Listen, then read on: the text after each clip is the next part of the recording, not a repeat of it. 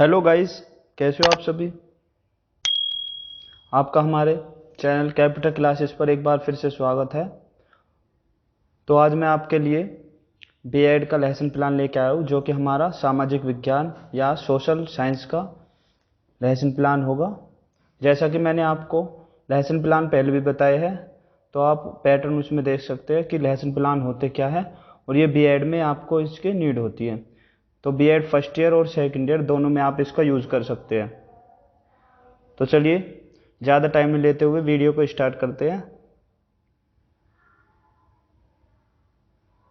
तो सबसे पहले देखते हैं क्लास और सेक्शन। इसमें आप क्लास 5th से लेकर आप 8th तक इसमें लिख सकते हैं कि हम कौन सी क्लास को पढ़ा रहे हैं। इसमें आप लिख सकते हो जैसे कि 7th क्लास।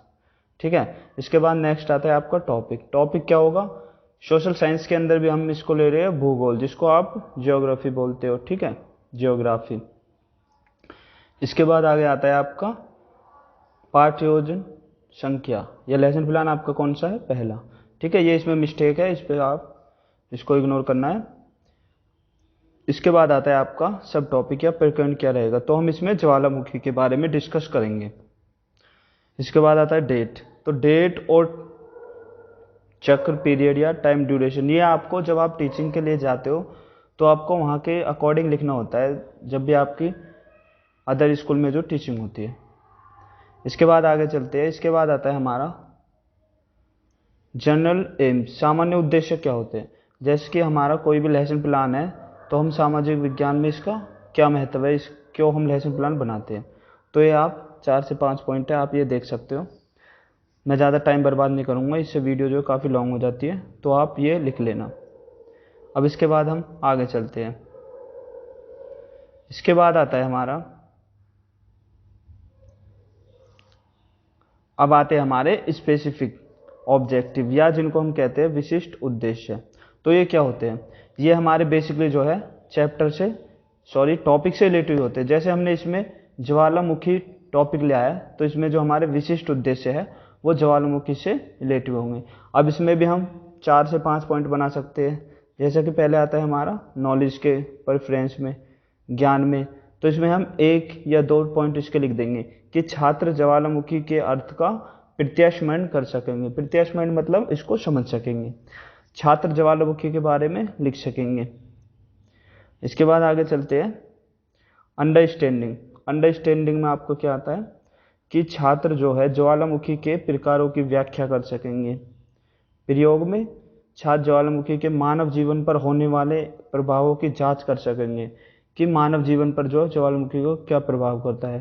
क्योंकि आपको पता है ज्वालामुखी से बहुत ही हार्मफुल गैसेस निकलती है, तो उसका हमारी बॉडी पर भी इफेक्ट होता है, जिससे कैंसर वगैरह चलो बीमारी होती है, वो हम आगे बात करते हैं। इसके बाद आगे चलते हैं, हम अपना नेक्स्ट पॉइंट देखते हैं जो कि हमारा स्किल, दक्षता क्या है। तो आप ये 2 पॉइंट ले इसमें लिख सकते हैं। अब इसके बाद आता है हमारा, इसके बाद आता है हमारा जैसा कि आपको दिख रहा होगा टीचिंग एड्स या शिक्षण सामग्री। शिक्षण सामग्री क्या होती है? बेसिकली जब हम टीचिंग के लिए किसी भी स्कूल में या कहीं पर भी टीचिंग करते हैं तो उसमें हमें एड्स की आवश्यकता होती है। जैसे कि आप बोल सकते, जैसे कि चौक होता है, डस्टर होता है, ब्लैक बोर्ड, चार्ट, और इसमें फ्लो चार्ट वगैरह, आप और भी बहुत सी चीज़ें होती है। और एक मैन होता है इसमें, जो इसमें लिखा हुआ नहीं है, आप लिख लेना उसको, पॉइंटर। पॉइंटर, ठीक है। इससे आगे चलते हैं हम। अब आता है हम टॉपिक को स्टार्ट करने से पहले जो है बच्चों से जो है कुछ 4 से 5 क्वेश्चन प्रीवियस नॉलेज उनकी चेक करने के लिए 4 से 5 क्वेश्चन करते हैं। तो वो क्या होंगे, वो आप ये लिख सकते हैं। हमने इस टॉपिक से रिलेटेड ये बनाए हैं, मानव जीवन कहाँ संभव है, तो बच्चे बता देंगे कि पृथ्वी पर संभव है। ठीक है, इससे रिलेटिव 4 से 5 क्वेश्चन है, आप ये देख लेना। ये हम इसलिए करते हैं, और इसमें हम लास्ट का क्वेश्चन कुछ इस टाइप से पूछते हैं कि जो बच्चों को हम टॉपिक पर ले जा सके, कि हम ज्वालामुखी के बारे में उन्हें बताना है। ठीक है। अब जैसे आगे बढ़ते हैं, जब बच्चे लास्ट का क्वेश्चन नहीं बता पाते तो फिर हम अपने टॉपिक का अनाउंसमेंट कर देते हैं, जैसे कि आपको दिख रहा होगा। इसमें कहते हैं आज हम बच्चों आपसे ज्वालामुखी के बारे में डिस्कस करेंगे या इसका अध्ययन करेंगे। इसके बाद नेक्स्ट चलते हैं आगे।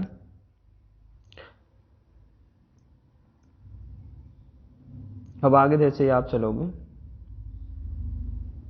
इसमें आपके बेसिकली 5 से 6 जो है आपके टॉपिक होते हैं।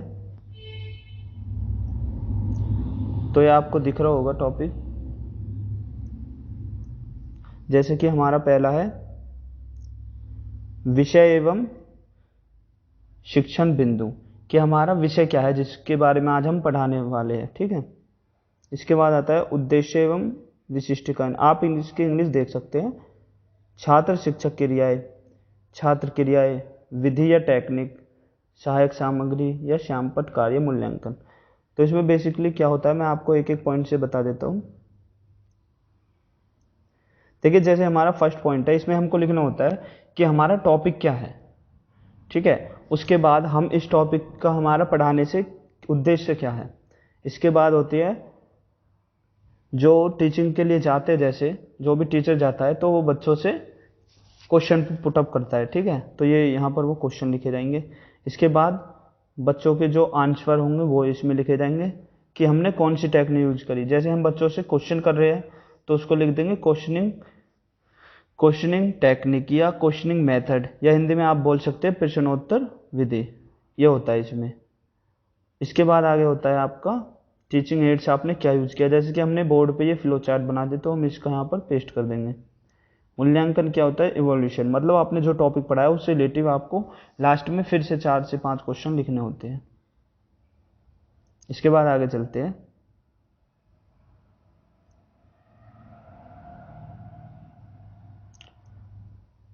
ठीक है दोस्तों, तो सबसे पहले आपको इसमें लिखना है ज्वालामुखी, 4 से 5 क्वेश्चन ये वाले, फिर बच्चे इनका आंसर देंगे। विधि आपकी प्रश्न उत्तर, क्योंकि यहाँ पे हमने जो है प्रश्न किए हैं। इसके बाद एक डायग्राम बनाना होगा आपको। अब इसके बाद जैसे हम अगर आगे चलें तो आगे आपको दिख रहा होगा कि उद्देश्य क्या है। छात्र ज्वालामुखी के बारे में प्रत्याशमान कर सकेंगे, जैसा कि आपको ये दिख रहा है। इसके बाद छात्र अध्यापिका कथा। अब ये जो टीचर ने उनको बच्चों को क्या बताया, जब बच्चे लास्ट के क्वेश्चन पर निरुत्तर हो गए, मतलब वो आंसर नहीं दे सके लास्ट के क्वेश्चन को, तो फिर हम ज्वालामुखी के बारे में उनको बताते कि ज्वालामुखी ये चीज़ है। इसके बाद विधि हो जाएगी व्याख्यान, क्योंकि यहाँ पे जो है आपको दिख रहा होगा कि टीचर यहाँ पे व्याख्यान करता है, एक्सप्लेनेशन बोलते हैं इसको इंग्लिश में। यहाँ पर आपका एक फिर से ये ब्लैक बोर्ड कार्य, ब्लैक बोर्ड पे हम थोड़ा सा इसके बारे में लिखेंगे और 2 से 3 क्वेश्चन आपके इवोल्यूशन में हो जाएंगे। इसके बाद नेक्स्ट फिर से आगे चलते हैं हम। अब जैसे हम आगे बढ़ते हैं, फिर हमको इसमें बेसिकली क्या है, 2 से 3 पॉइंट लिखने होते हैं। जैसे कि हमने पहला लिखा ज्वालामुखी है क्या, और अब हम सेकंड पे बात करें तो अब हम बनाते हैं कि ज्वालामुखी के प्रकार, फिर उससे रिलेटिव ज्वालामुखी के प्रकार से रिलेटिव बच्चों से 4 से 5 क्वेश्चन पूछे जाते हैं, ये वाले वो बच्चे इनका आंसर देते हैं। और लास्ट का क्वेश्चन हमको ऐसा रखना होता है ताकि बच्चे उसका आंसर नहीं दे सके, ठीक है। इसमें विधि हो जाएगी प्रश्नोत्तर, क्योंकि हम बच्चों से फिर से क्वेश्चन कर रहे हैं। इसके बाद उद्देश्य क्या है, आप उद्देश्य देख सकते हो। उद्देश्य हमारा वो है छात्र ज्वालामुखी के मानव जीवन पर प्रभावों को जान सकेंगे। आगे बढ़ते हैं अपनी वीडियो को, तो आगे बढ़ाते हुए हम ये देखते हैं।